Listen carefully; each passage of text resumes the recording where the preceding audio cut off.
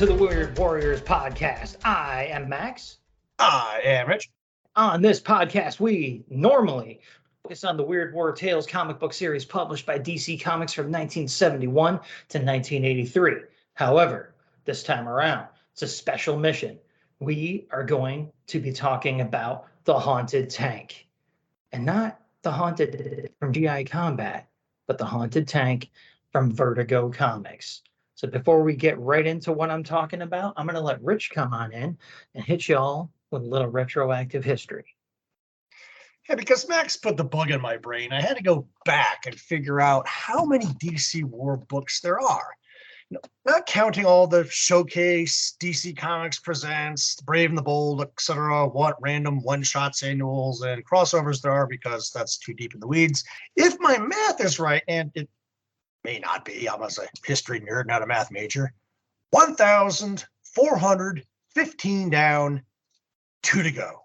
Close to 6 long boxes of your favorite DC mayhem. Yeah, even I'm impressed.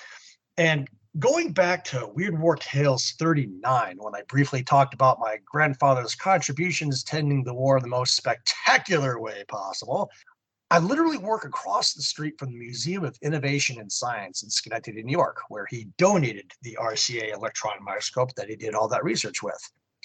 I finally decided to see if it was still on display. Not only is it, but the microscope is so heavy, 1,000 pounds based on my research, that the staff can't use their lift to move it around. So regardless of what exhibits the museum presents, that old electron microscope is on permanent display.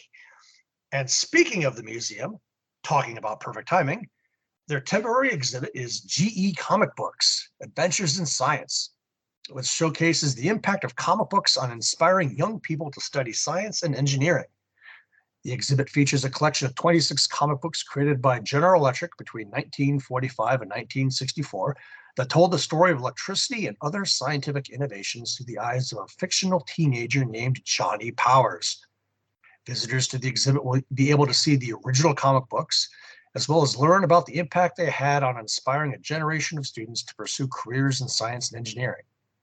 The exhibit also features the work of veteran comic artist George Roussos, who created the vibrant, colorful style of the GE Science comics. Roussos was also coloring DC Comics' Batman, and later went on to work with Marvel, inking and coloring early issues of Fantastic Four and other important titles. I ended up having a long chat with the museum's president about my grandfather, Kurt Vonnegut, who worked at GE after the war and lived nearby, and this podcast after I saw the exhibit in the next room. I think we got a new fan from the woman behind the admissions counter who wanted info afterwards. I also hope the president get a contact at my job site so the 2 locations can maybe work towards a joint family event in the future. Needless to say, photos in the album. Moving on. Intel report. Just like I kept it in theme when I disclosed Haunted Tank for the Intel report for GI Combat 112, I'll keep it in theme as I announced Pride of Baghdad here. I mean, literally, both of these stories are taking place in Iraq in 2003. Pride of Baghdad is a 136-page graphic novel, also by DC Vertigo, published in 2008, written by Brian Vaughan, art by Nico Henrichon, based on a true story. In the spring of 2003, a pride of lions escaped from the Baghdad Zoo during an American bombing raid. Lost and confused, hungry, but finally free, the 4 lions roamed the decimated streets of Baghdad in a desperate struggle for their lives. In documenting the plight of the lions, Pride of Baghdad raises questions about the true meaning of liberation. Can it be given, or is it earned only through self-determination and sacrifice? And in the end, is it truly better to die free than live life in captivity?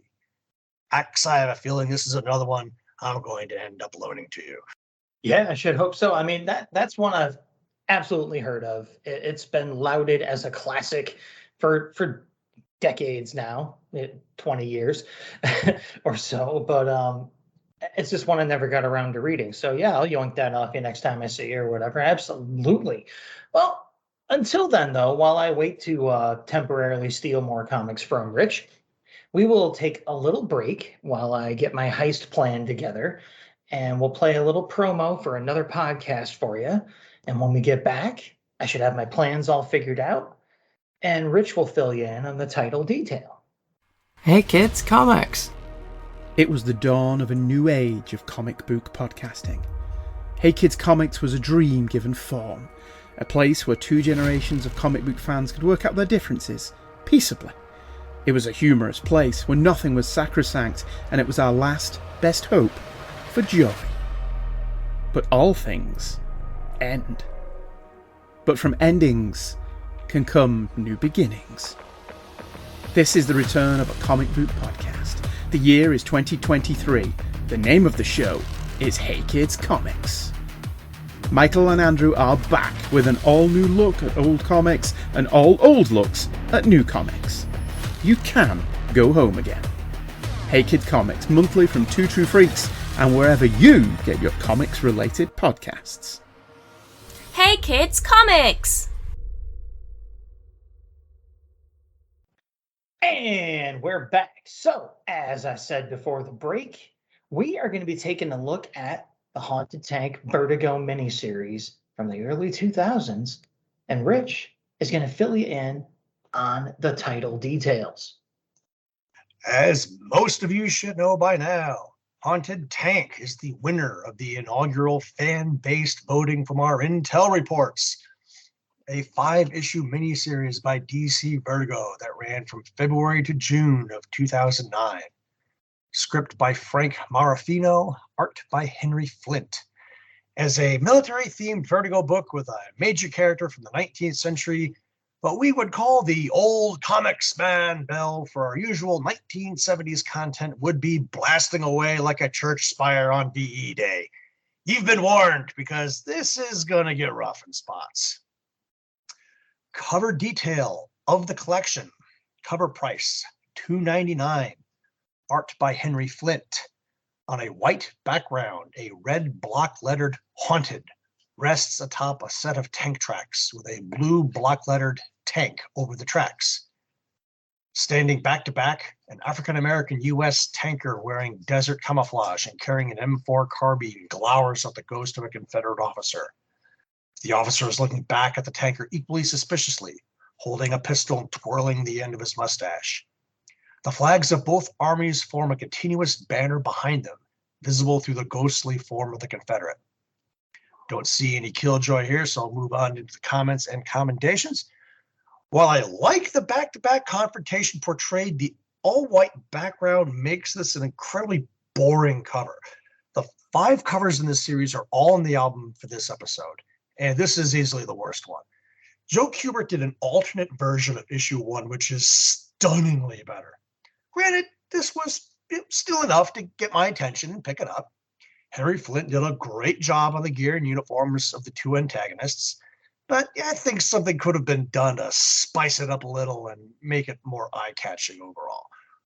I will agree that the Joe Kubert alternate cover is a much better drawing. It's Joe. It's fantastic. It's Joe Kubert, people. But for my part, I gotta say, I like this cover. Yes, it lacks a background to the central image, as Rich mentioned, but I feel that actually helps sell the concept of the series, or perhaps it helps oversell or overpromise on what the central concept of the series is supposed to be. But I'll save all that for the end, I promise. The conflict, again, promised within, is sold very well by the drawing itself, not just in the identities of the two figures, but again, as Rich kind of mentioned, in the acting portrayed by these figures through the excellent work of artist Henry Flint. I feel the cover is iconic and gives a clear idea of what kind of story you should be able to expect to read within these pages. Okay, so before we go diving in, some introductions are in order. We're going to meet the crew. Jamal, the African-American tank commanding sergeant. Babe, aka Hillbilly, the driver from the Deep South. Chop Chop, the Korean loader. And Hot Rocks, the Hispanic gunner. Book 1, Shock and Awesome. These are all 22 pages, by the way. Synopsis. Jamal, Hot Rocks, Chop Chop, and Babe are the 4-man crew of an M1 Abrams main battle tank. They're crossing a vast stretch of desert alone because of a mechanical breakdown suffered after Babe had run over a camel, and are trying to catch up with the rest of the company. An anti-tank rocket suddenly howls in from in front of them and explodes when it glances off the armored skirt covering the tank's tracks. The concussion knocks out the crew and the tank stalls. A red pickup truck filled with over a dozen Syrian fighters roars in, and they dismount to examine their prize. But from over Jamal's body, hanging out of their turret hatch, two ghostly hands grab the 50 caliber machine gun's butterfly grips. Before the uncomprehending eyes of the Syrians, a ghost of a Confederate officer fully materializes and opens fire. The huge bullets mow the Syrians down and riddle the truck. The enemy dead, the ghost ceases fire and admires the weapon. Jamal and Babe come to and are unprepared for the sight that greets them. At first thinking they'd been drugged or are experiencing the after effects of chemical warfare, the now mounted Spectre bows to the tankers and introduces himself as James Ewell Brown Stewart. Babe is over the moon. "Pull my tail and call me Oinker. My granddaddy told me all about you, the greatest cavalry general ever." Stewart is flattered, but insists that his deeds shouldn't be more honored than Babe's. At Jamal's prodding, Stewart tells a story about how resolute his convictions were regarding independence and that death would be preferable to defeat. Fitting, since he had been mortally wounded in combat. "If God deemed I had fulfilled my destiny, then I was ready to pass on. Beyond death, it has been my burden and my honor to continue leading fine young men in this era's cavalry. I pledge to equip myself to the fullest of my ability whilst in your company." Jamal is dubious, not buying Stewart's states' rights explanation of why the South had fought so hard against overwhelming odds. Jamal launches into a fierce tirade about the evils of slavery. But Babe interrupts, asking how Stewart decides which tank to ride with. "It's my sacred duty to assist my descendants in battle. Ours is a proud blood lineage of fighting men who carry the Stewart name into harm's way." Stewart's gaze falls onto Babe's uniform name tape, which reads Johnson. Jamal's name tape reads Stewart. "A mistake has been made," Stewart whispers. "I'd say there's been a giant goddamn screw-up," Jamal explodes. "Are you saying you're my great-great-grand something? I got a little white in me?" Brushing off Stewart's protests, Jamal tells him to shuffle off, storms back to the tank, and orders Babe to mount up and wake the others. Later, Babe is singing Dixie as the Abrams races across the sand. Chop Chop and Hot Rocks are confused over the conversation Jamal and Babe are having. Driving through a cut in a berm, Jamal discovers 4 Iraqi tanks on the other side, their crews relaxing. It's hard to know who is more surprised. The Iraqis scramble for their vehicles as Jamal gives the command to engage. Having surprise, superior technology, and a bit of luck on their side, the Abrams quickly knocks out 3 of the enemy tanks. But luck runs out as the Abrams slides over the edge of an embankment and they get stuck in the sand at an awkward angle. A mounted Jeb Stewart suddenly appears, charges the remaining Iraqi, and cuts off the muzzle of the cannon with his saber. The enemy tank commander sees Stewart and thinks it's a Jinn, as he opens fire with no effect. A saber slash decapitates him before running through another crewman. The Abrams has righted itself by now. Hillbilly and Chop Chop are speechless at the sight of a Civil War ghost with a bloody saber. Stewart insists that blood is the most important thing, and that it would be a disgrace upon his honor if he turned his back on Jamal. Jamal has to admit Stewart had saved their asses twice already, and agrees somewhat reluctantly to allow Stewart to continue his mission with them. Babe pulls out a tattered Confederate banner out of his rucksack and attaches it to the tank's antenna. Killjoy! As will be revealed later, the mortal wound Stewart exhibits on page 8, panel 2 is in the wrong location. It should be about a foot lower. Comments and commendations. And we don't want this to be a 3-hour episode, so we're skipping whole pages of content that don't materially contribute to the story, FYI. The page 4 splash of Stewart firing the 50 is the tease I'd posted from an earlier episode, which is still awesome. Page 7, panel 3 of Stewart and his horse bowing in introduction is quaint. Page 10, panel 5, the discovery of the truth. Awesome. The craft of the perspectives on page 14 and Chop Chop's Star Wars Sand People reference is both funny and slightly cringeworthy. The deliberately outdated language of Stewart's, its racial overtones, and his confusion about 21st century slang references are nice touches as well. Last page, panel 2, when he says, "I even embrace your Chinaman," for example, as is Jamal's understandable outrage over a Confederate overseer. I'm all over this. Alrighty. Well, for all of my CNCs, I'm going to focus almost exclusively on what I liked about each issue, because there is a lot to like in this series, and I don't want that to get lost beneath what I am, spoiler alert, going to have to say in my last words. So, on to the issue. The borderless panels used throughout the series are a great way to sell the cinematic storytelling style that was all the rage around the time this series was coming out. And it's utilized extremely well by Flint from page 1 all the way to the end. Page 5, featuring Jeb's rampage, is the standout for me, with a 9-panel grid being used to display a scene of intense action and terrible slaughter without feeling too cramped or choppy.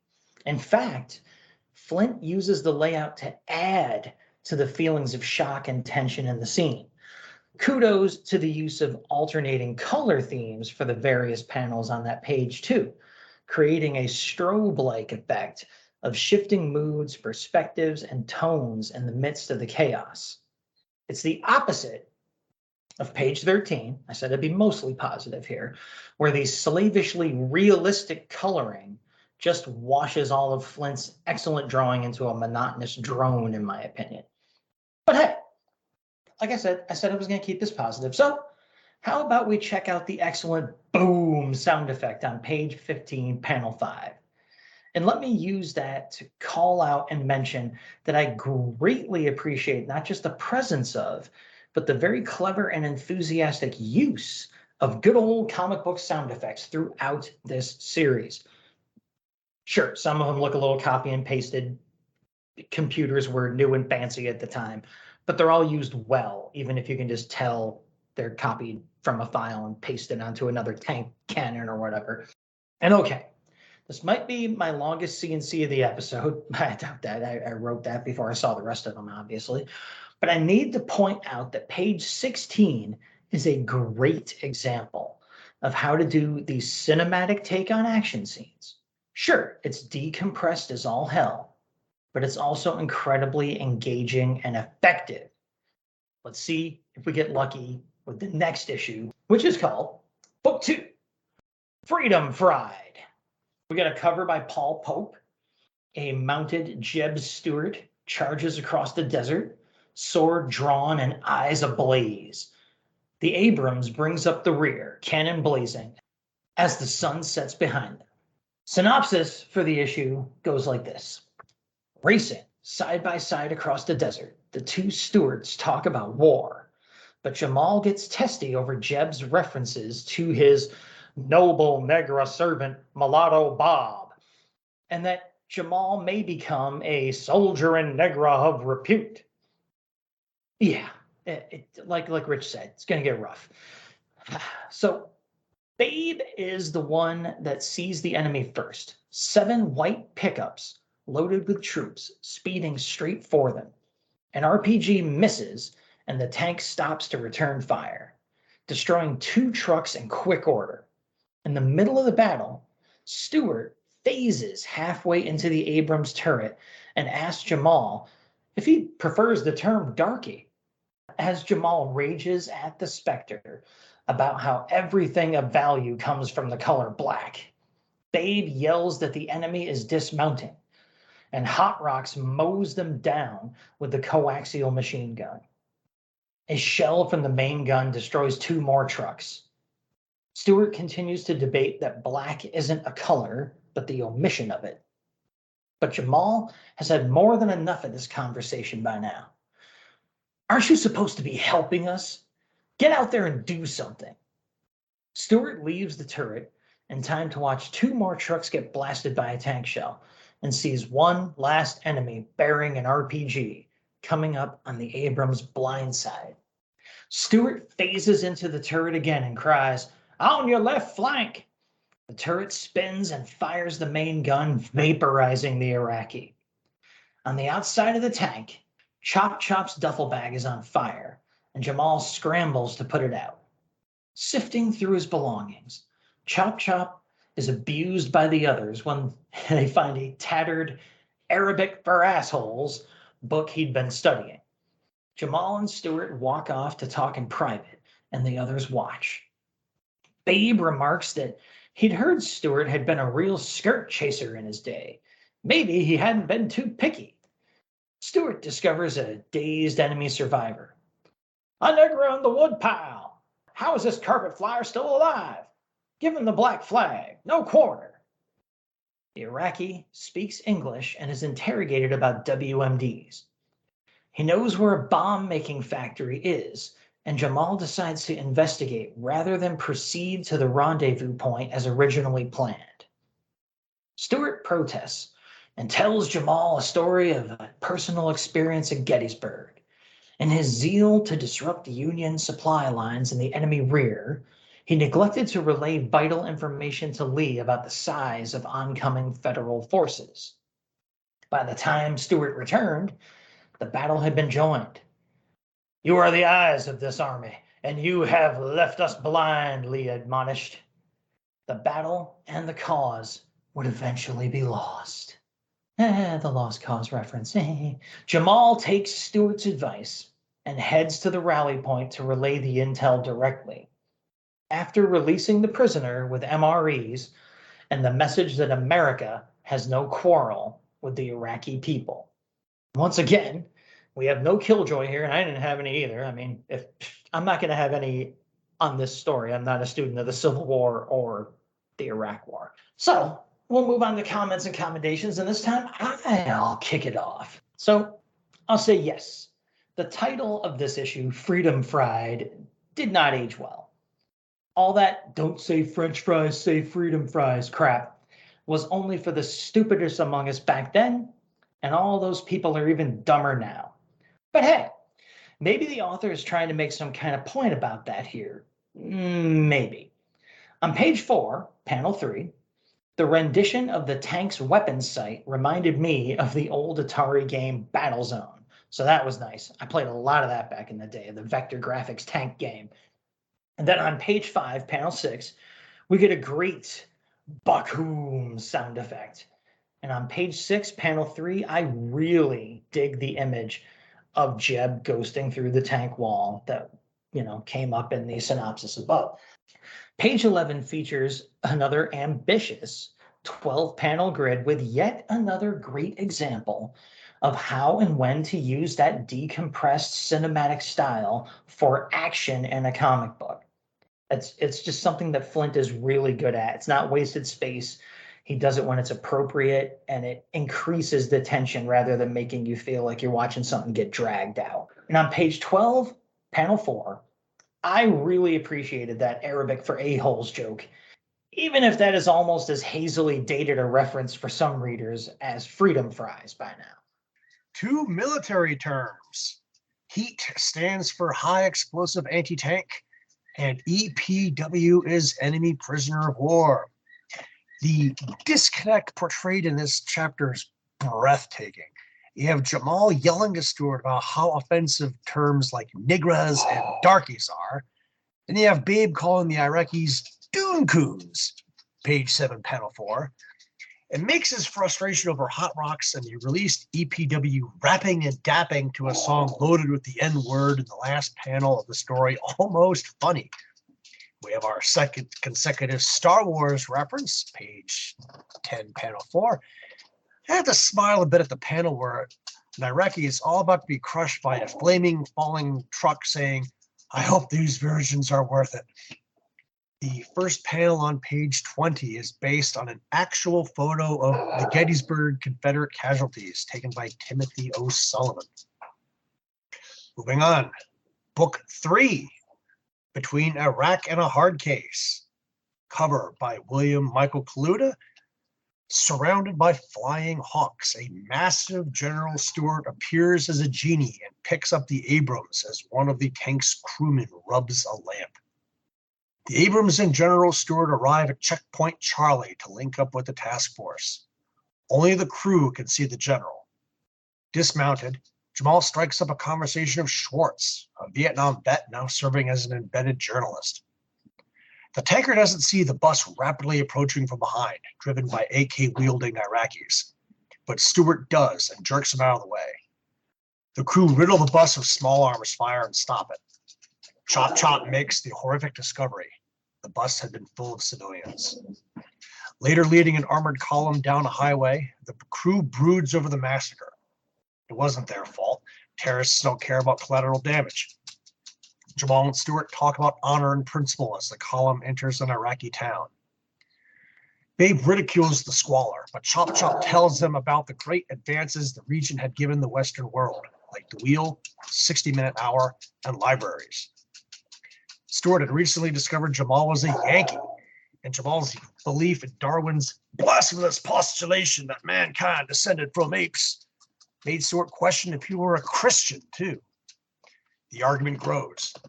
Too late, the distracted tanker realizes he's entering an ambush where 9 Iraqi tanks wait. Stewart immediately charges, deflecting enemy tank shells with his saber.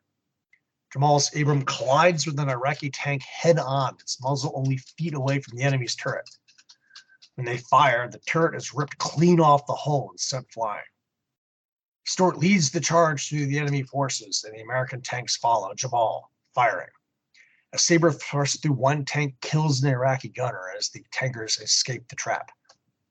Later, the confrontation between Jamal and Stewart continues when the Ghost comments that gallantry is unknown to Yankee monkey men.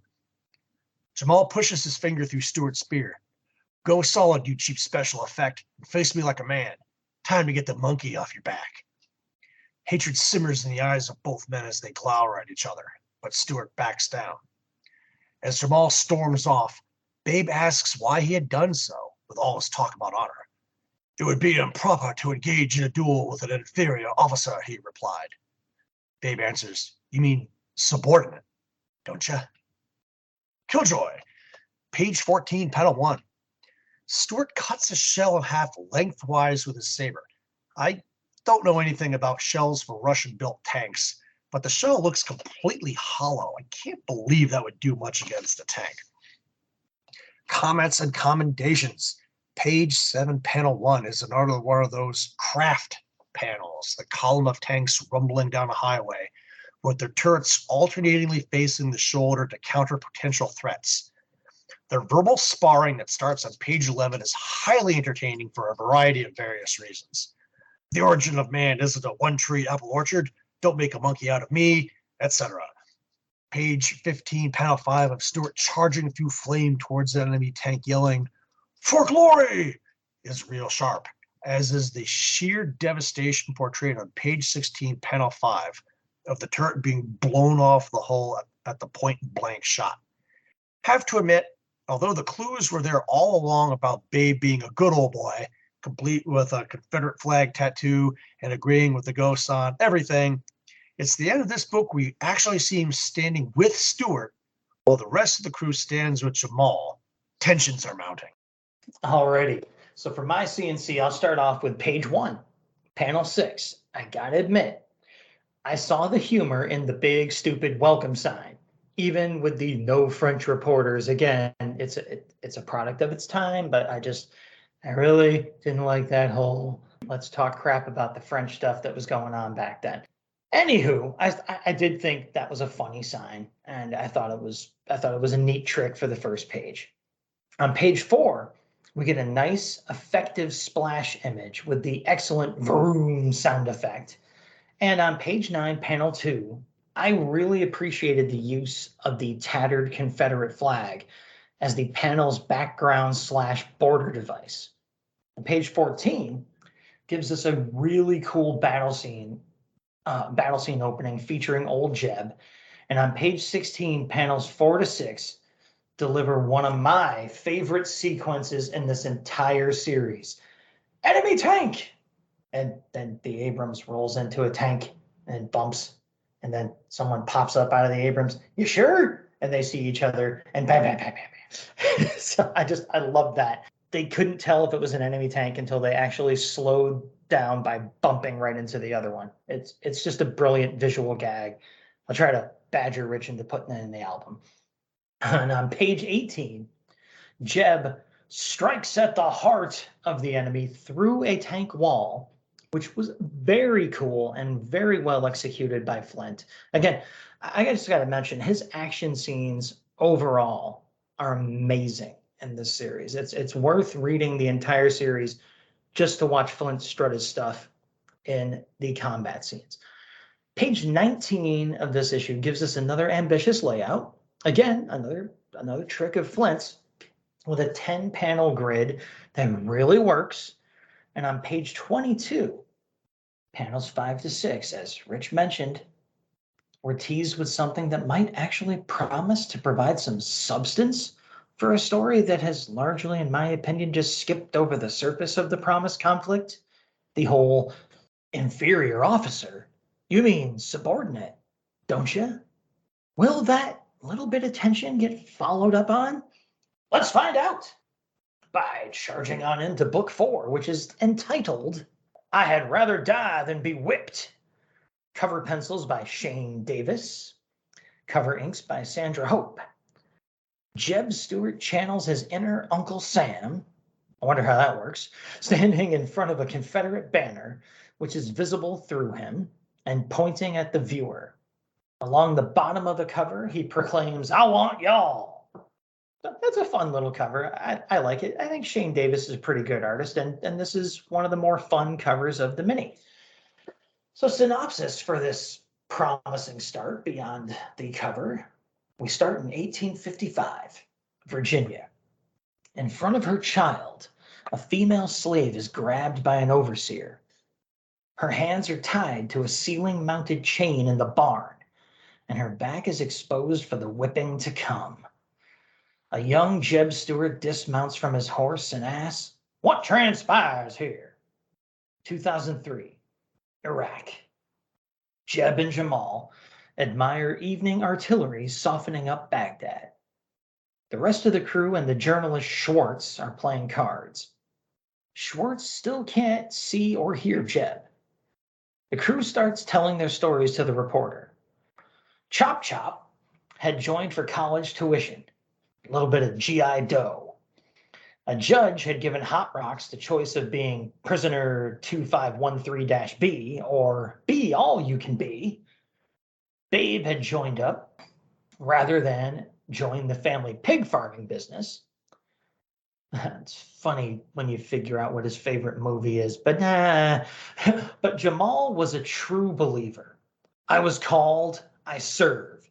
Military service should be mandatory.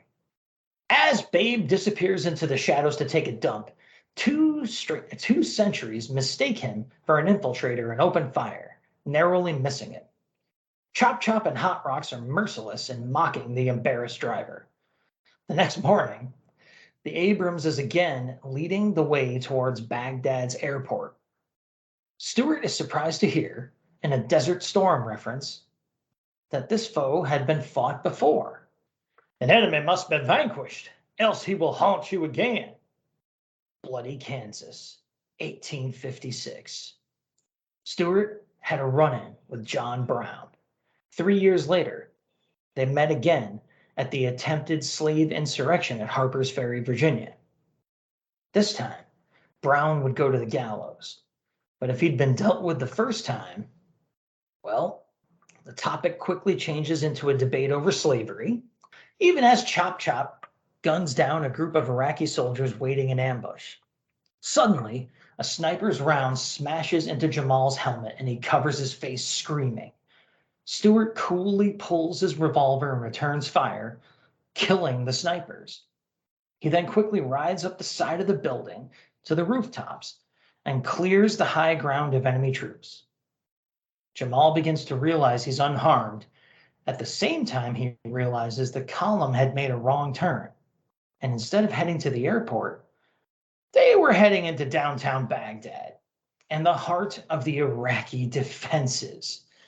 Firing smoke grenades, the tank uses the concealment to turn around, even as Stewart continues to carve a swath through the Iraqi soldiers.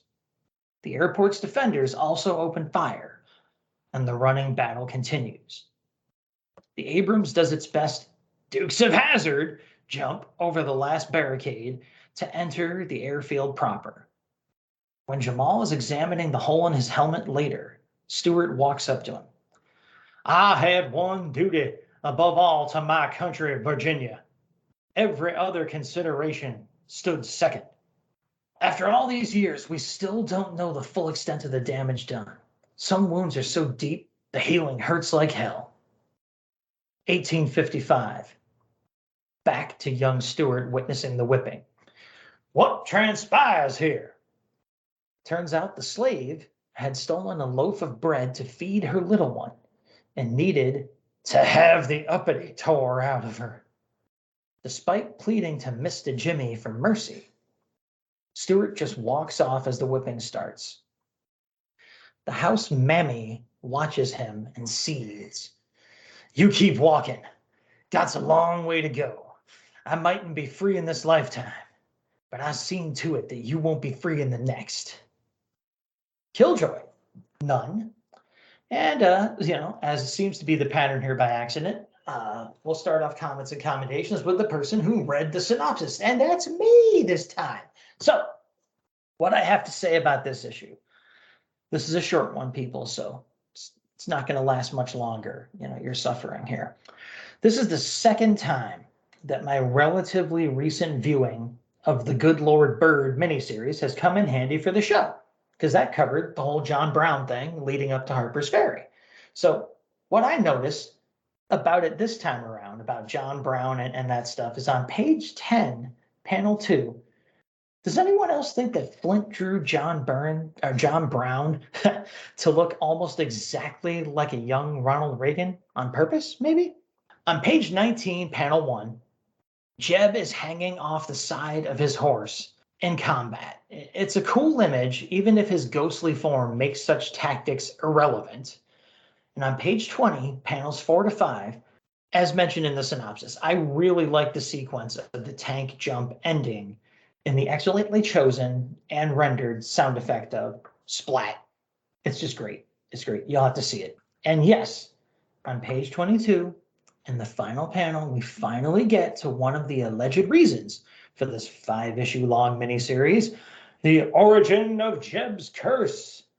This issue, in my opinion, was stuffed with more filler than any of the others. And that's saying something.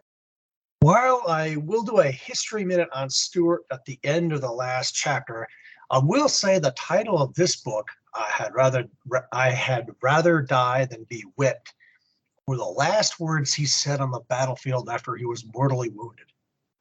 The cards the crew are playing with, page 4, panel 1, are ones that have the faces of all the Iraqi higher-ups on them for recognition purposes if you happen to stumble across one of them. I have a deck in perfect condition from Desert Storm. Picked them up at an Army-Navy store, 1990, and I knew right where it was for this write-up. Photo on the album, definitely a cool souvenir. The Jumping Abrams, page 19, panel 4, isn't as unlikely as it looks. Top speed of that tank on paved surfaces is about 45 miles an hour. Floor it and hit a ramp, and you'll get some air. Not a lot of panel call-outs on this issue, but page 2, panel 3 of the two Stewarts in identical poses watching the artillery is well done. Also chuckled at the act like a claymore joke, page 6, panels 2 and 3, when Babe went to poop. Face front towards enemy.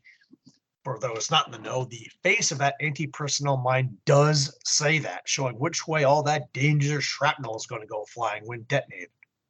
In both cases, it's a security thing.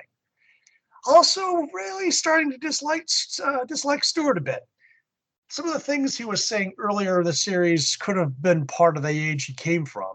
But the panel where the slave is begging for mercy, Stewart's looking at the baby she stole the bread for, and he walks off anyway? Asshole. Moving into the conclusion of said miniseries. Book 5. It's a nice place to visit. But covered by Ted McKeever, by the light of a full moon and led by a soldier on foot, the Abrams creeps across a damaged bridge in a city. Smoke from a burning car on the bridge fills the night sky, where the mounted general looks on.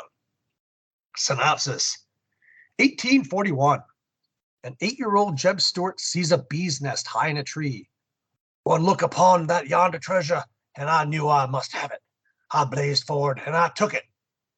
Interesting story, Jamal replies. You think you can lend us a hand here? The Abrams is fighting down a city street loaded with civilians. Chop Chop fires a machine gun, bursts into a car of suicide bombers, destroying it. An ambulance wails by, and Jamal is startled when her back doors fly open and a .50 caliber machine gun fires at them.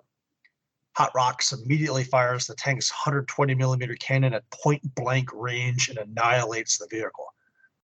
A car driven by a distracted Iraqi general is knocked aside by the tank, which stops and takes the agreeable officer into custody. Most Iraqis think the Americans are still 40 miles away. Everything is in chaos. Indian country. That comment sets Stuart off on another tale about his 1857 campaign against the Indians, which bores the other crewmen to sleep. Schwartz arrives, and he and Jamal argue about the meaning of war. In the morning, the advance to Baghdad continues. The civilians seem happy to see them, but Stuart is wary. In 1862, not every Marylander had treated them as liberators, although there had been this one particular lady. Jamal was more interested in the dead cow in the middle of the road. When the tank runs the carcass over, it explodes, triggering an ambush.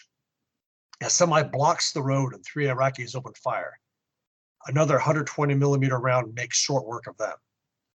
Approaching the famous crossed swords statue in the park, Jamal can't believe his eyes when an Iraqi with an RPG pops out of a donkey-pulled hay cart and takes aim. The donkey takes the full brunt of the tank's shell. Schwartz pops out the back of a Bradley, firing a vehicle. Chop Chop, exposed in the turret, is distracted by the display. Jamal's warning to him about snipers comes too late, and a bullet punches through the loader's ballistic vest, sending him sprawling to the ground. A medic is summoned, and Stuart tells Jamal that his sacrifice is not in vain. Though these moments try the soul, let us not shrink from the challenge, but rather charge forth to meet it. Tyranny is not so easily conquered, but the greater the struggle, the more glorious our victory. We will fight to defend our ideals and promote our values. We must exercise our power in order to exert influence favorable to our way of life. We will always prevail as long as our cause is just. Woe betide those who deny us our interests. For if God be for us, who can stand against us? He flashes back to earlier fights alongside American armor in World War I, Vietnam, and the Middle East. Jamal explodes. What does that have to do with anything? You gallivant around recklessly with no regard to the cost. You'd rather lose the war than admit you made a mistake. You love being in the middle of a battle, any battle. You've got war fever. You hide behind words like honor and duty, but it's just a cover. It's all about taking what you want.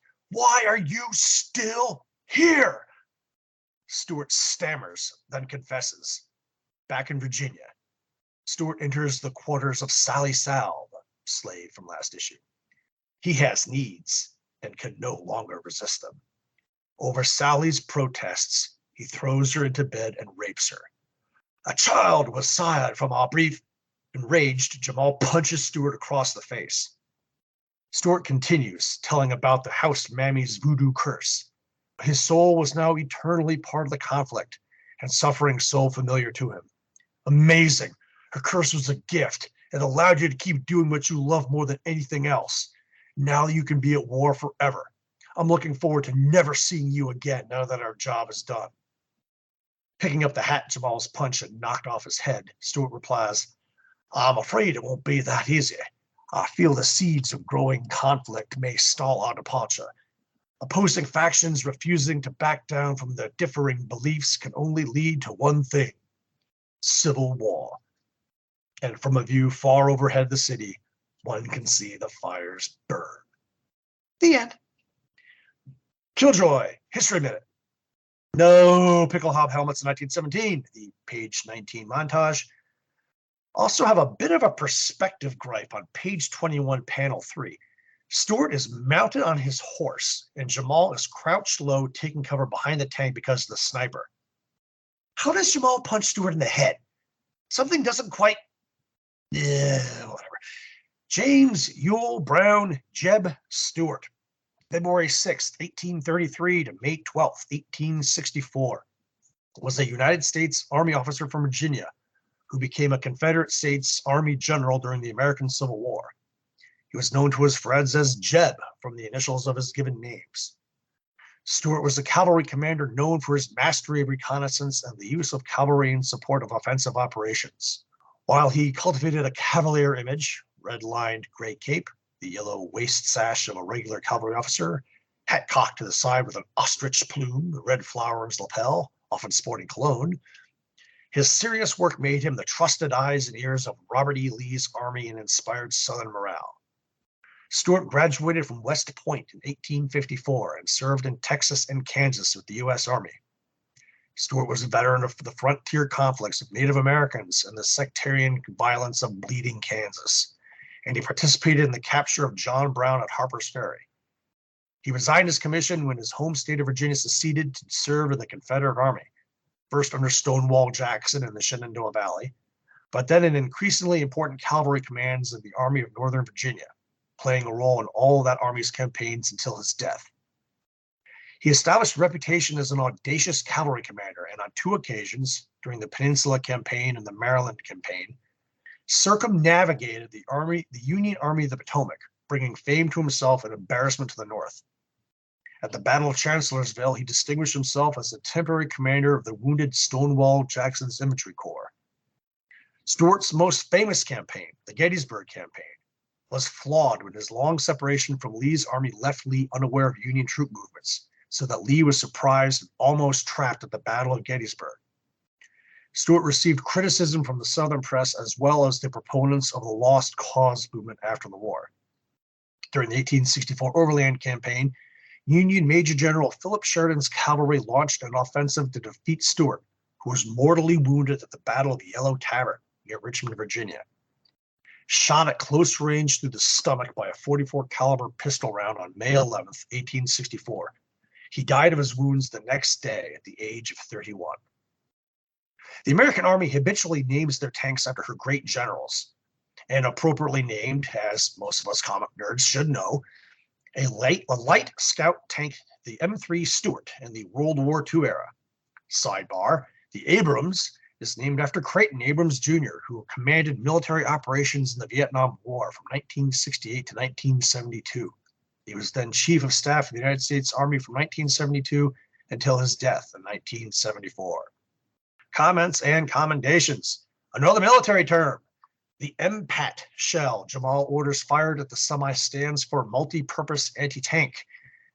Don't ask me what the purpose between that and a heat round is. I don't know. I should have brought up the colorist Lee Luffridge before now, but he freaking sends it this last issue.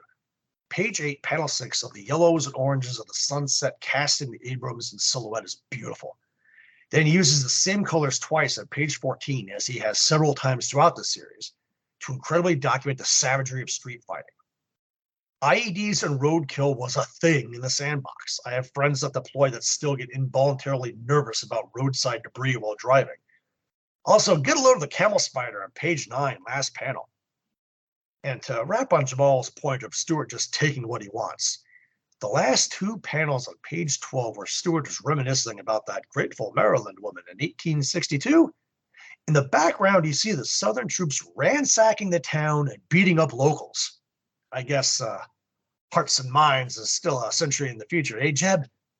And that kid Stuart looked at last issue before allowing the mother to be whipped? Yeah, that was his. Again, asshole. Okay. This issue makes up for the blah of its predecessor for me.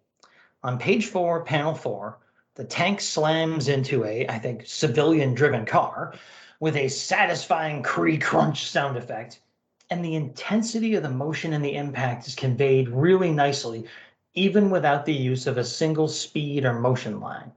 This is tough to do, but it's pulled off really well here. And as has been seen several times in this series, page 7, panels 2 through 4 give us, yes, yet another example of an excellent use of decompressed cinematic action. Again, this is this artist's forte. If you want to see how this is done properly within a story, pick up this miniseries. So this is the scene wherein Jeb attacks a Cheyenne warrior, gets shot, then falls to the ground as the results of his severe wound upon the head of his enemy joins him on the way down. Not sure if Flint just embellished the severity of that wound to the head from the script or not, but it was a nice touch. On page 9, panel 5, it was nice to see the old camel spider, like revisiting a fondly remembered internet celebrity of what now seems to be the distant past. And, it is the distant past. That sucks. We're all getting incredibly old. Page 12's flashback gives us a nice break from the same old color palette of what, I must admit, seems to be a plague for almost this entire series for me. But as Rich mentioned, the nice bright, shiny colors, there's some brutality going on in the background, was also a nice touch. And page 15, panel 6, gives us the, I'm sad to admit, because everyone that listens to this show knows I'm a big animal softie, gives us the rather hilarious image of an ass getting blasted. As Rich mentioned in the synopsis, it's cartoonishly violent. It's just like a black outline of the, you have to see it. On page 16, panels 2 through 4, I appreciated seeing Jeb watch a mounted statue get blasted down in front of him. Yeah, get used to that, buddy.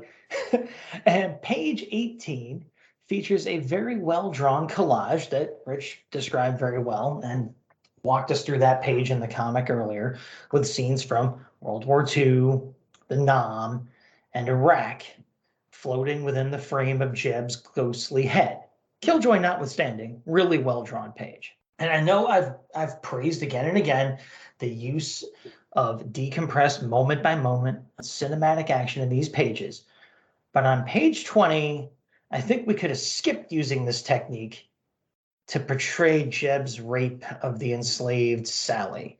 I can maybe see what they were going for, like not averting our eyes from the brutality of history, etc. But as a page in a comic book, I don't think I need that sitting around permanently bound into a book in my house. Again, it's a tightrope there, and I feel like it just fell off the wrong side of it a bit. On page 21, near the end here, panel 3, there's a rare bungle in Flint's visual storytelling, which Rich found trouble with too earlier on here. As I had to look at that image a few times to understand that Jamal was actually punching and making contact with Jeb's otherwise intangible face. It's the most unclear moment in 5 issues. Everybody has one, but this one really should have been a much bigger and much clearer moment in the story. On page 22 at the end, panels 3 to 4 bring it all to a conclusion with that nice pull away to an aerial view of the area. And there's a stab and a message here, as the synopsis let you know, with some talk of an Iraqi civil war in the offering. But really, for me, it just ends up feeling like the story simply stops. So that's it, folks. That's the CNC. That's 5 issues of content covered up by us this time around. There's no APO Weird War Tales, of course, to speak of. No letters pages here. So we're going to troop right along to our spotlighted ads for the series. And mine, it's not technically an ad. I'm kind of cheating here, but I like this thing so much. I was so happy to see it that it's technically a house ad, so it qualifies. There was a special sneak preview, and I believe the final issue of the mini, for a Vertigo title called The Unwritten. It was written, even though it's called The Unwritten, by Mike Carey with art by Peter Gross.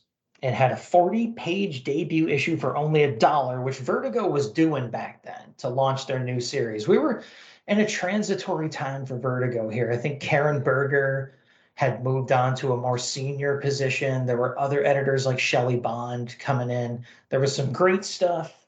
There was some stuff like this miniseries, and there was the Unwritten, which is available on the DCU Infinite app. And I'm going to reread from the beginning because I subscribed to this back in the day. Its concept is you have a guy named Tom Taylor, who was supposedly the model for a very Harry Potter-esque figure in Tommy Taylor, a series of fantasy novels written by his father who has disappeared. And of course, first issue, you kind of get the hint right away that Tom Taylor really is the kid from the book. And then the series gets into some seriously metafictional stuff with jumping between fiction and reality and blurring the lines between both. And I'm not going to spoil anything for you here, but like I said, it's called The Unwritten. It's a Vertigo series, started in 2009. And it's so worth your time. If you're into anything I just said, if that hooks you at all, and if you have a DC Universe Infinite Ultra membership, I don't know how many more letters they can add to that acronym, but you can read every issue of this on the app right now, and I recommend you do so. So for me, right there, just being reminded of how much I enjoyed The Unwritten was a really nice after dinner mint for the end of this project. And now I'll cede my space as I re-bookmark The Unwritten on the app and let Rich talk about his spotlighted ad. Once again, I make my complaint about how bad the ads are in the DC Vertigo books. Movies I haven't seen, video games I never played. There were a few that finally started talking to me, and I'm going to go with one that appeared in the first 2 issues. Tattoo regret? Finally, a devastating, effective tattoo fade system that works. Regret it. I can't get a job with this tattoo. I did it on a whim. It's ugly. Whatever the reason for your tattoo regret, the reality is you want your tattoo gone. But how? Fade it. Effortless, laser-free, and in your own home. Doc Wilson's Wrecking Balm Tattoo Fade System will help fade the appearance of your tattoo, guaranteed, or your money back. Forget it. Before you know it, your tattoo will be a thing of the past. This groundbreaking system goes deep into the skin to target the ink and fade it into oblivion. In home, 9 minutes per week. 2 times faster. No burning. Devastatingly effective tattoo fade system. Call now for your in-home risk-free trial and ask how to receive a free supply with your order. Yeah, now, as all of you know, I'm in the tattoo-happy military, and here's where I say that I am a unicorn. I don't have any. I see guys in the locker room just covered with them, and I wonder about the time and money spent having tats done in places where you'll never see them. Will I ever get one? Maybe, if I ever deploy and 3 guys get killed and the unit decides to tat up to remember them, then yeah. Otherwise, probably not, but who knows? But to the ad. We're in the 21st century, so you want to believe this stuff works, but there's an awful lot of this crap that doesn't. So I'm just going to be a skeptic and say, someone else, let me know. All right, that's the spotlighted ads that we have chosen out of these 5 issues.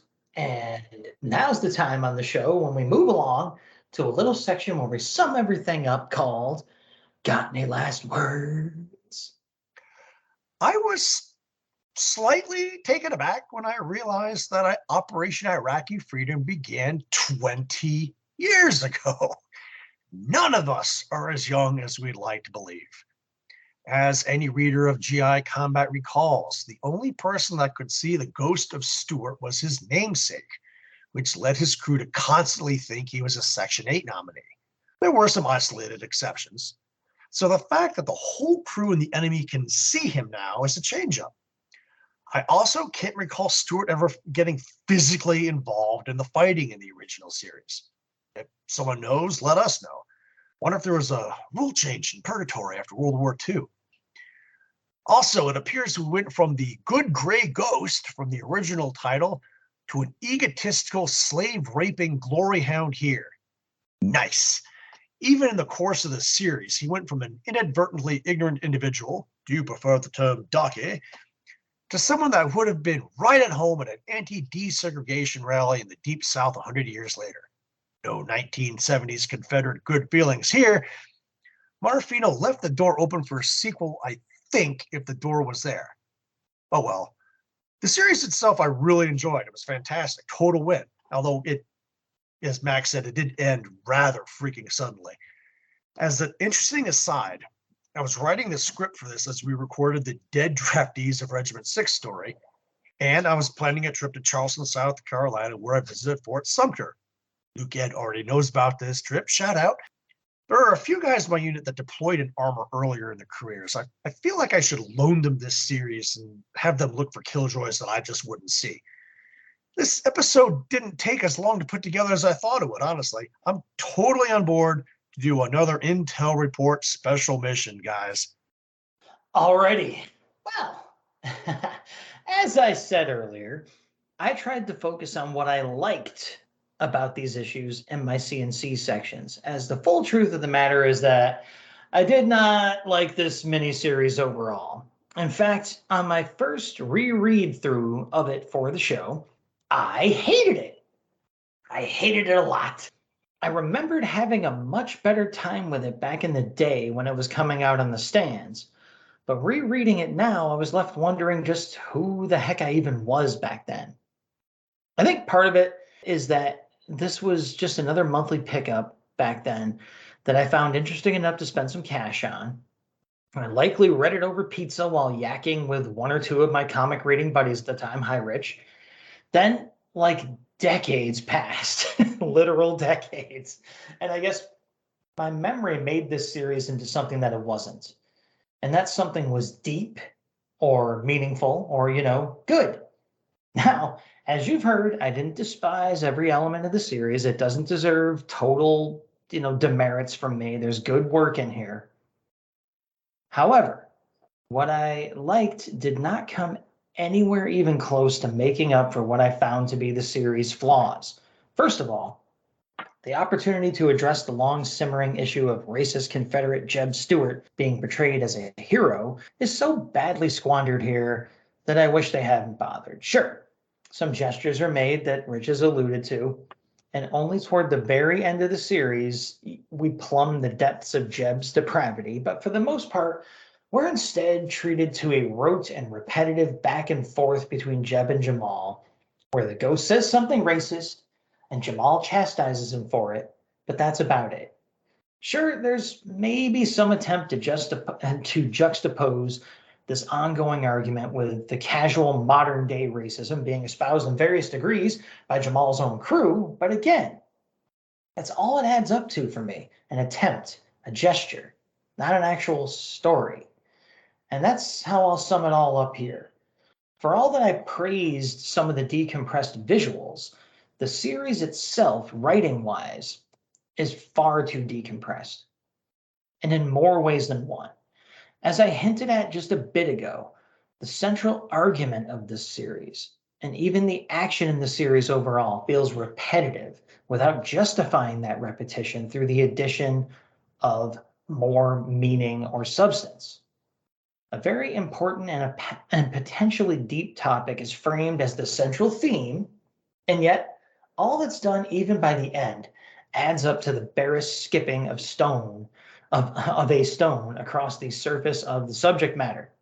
I feel like this writer was just not up to the task and might have done a better job by making this a shallow Lobo-style farce, or like maybe one slightly oversized one-shot special or a Mad Magazine style thing. Would have worked better for Frank Marafino's talents here, I think. I did look him up, and he's really not done a lot of other comic book work. He's done some Marvel Zombies stuff, which I feel like that tells you that, gore and kind of shallow humor is his wheelhouse. But at least like a one-shot special or something like that might have been somewhat tastelessly amusing, and it wouldn't have overstayed its welcome. This just, for me, ends up not being much of anything in particular. And me being me, I wrote that CNC and I had a couple of PSs, a couple of postscripts to add. So PS1, I say, if part of the point of this series was to finally put some shade on the supposed heroism of Jeb Stewart, then maybe they shouldn't have made Jeb into the only reason that Jamal's crew was able to survive pretty much every combat they stumbled into in this series. He still comes out as the most kick-ass character in the book, and the only reason that the protagonists make it to the end. So yeah, I know you tried, but maybe make him less of a freaking hero. Okay, so PS2, the constant barrage of racist and derogatory epithets from all of the characters in this series made me start wondering pretty quickly whether the writer was trying to make a point with the realism of it all, or if he was really just getting his rocks off, having an excuse to include as many of these words as possible in the script. By the end, for me, it sure feels far more like the latter than the former. So, that's it. I kept that brief, believe it or not. That's my last words, and I will let Rich take you into a truncated dead letter office for this episode. Very, very truncated. Not so much a dead letter as a message on the message board. Bill Mooney reached out to us with this request. Hey guys, you seem to have an encyclopedic knowledge of war comics even greater than my own. So I have a question. I'm trying to locate an OSS story I remember seeing in the late 1970s about an agent posing as a ventriloquist whose dummy turned out to be an explosive device he used to commit an assassination. I think it was in an issue of GI Combat or maybe Our Fighting Forces. Any ideas? Challenge accepted! I remember the last issue of the original DC Showcase, number 104, being an OSS cover story, and check that first. Nope. Worth a shot. A bit of research helps me discover that OSS story arcs appeared in 25 issues of GI Combat and which ones they were. A bare hour after Bill's request, I had his answer. GI Combat 205 by Conager and E.R. Cruz. Death is a dummy. I do it for the fans. Man, I love that title. And I want to read that one. My God, the whole thing sounds cool. I like that exchange. And I should mention, even though we don't have like some Gmail or social media likes and stuff this time, that's because we're in the middle of the summer slowdown and things stop syncing up quite as smoothly as anything happens on this show as they normally do. But I can still mention that if you feel a little shortchanged, you want a little more Weird Warriors podcast in your life, you can go over to redbubble.com. You can still do it and search for the Weird Warriors podcast and get our awesome logo, which was designed and illustrated by Bill Walco of the Hero Business. Look that strip up online. You can go to redbubble.com. You search for the Weird Warriors podcast. You can get that awesome image on almost anything you can possibly imagine. And then you can have it for your very own for as long as you might want. Pass it down to future generations. Okay? So there we go. The dead letter office is closed. Everything's at an end here, people. Except, don't worry, Rich will give you a teaser for what's coming up next. Back to basics with Weird War Tales number 43. Bulletproof. The Flying Dutchman. The return of Barry from Bleecker Street. How can you even bear the weight?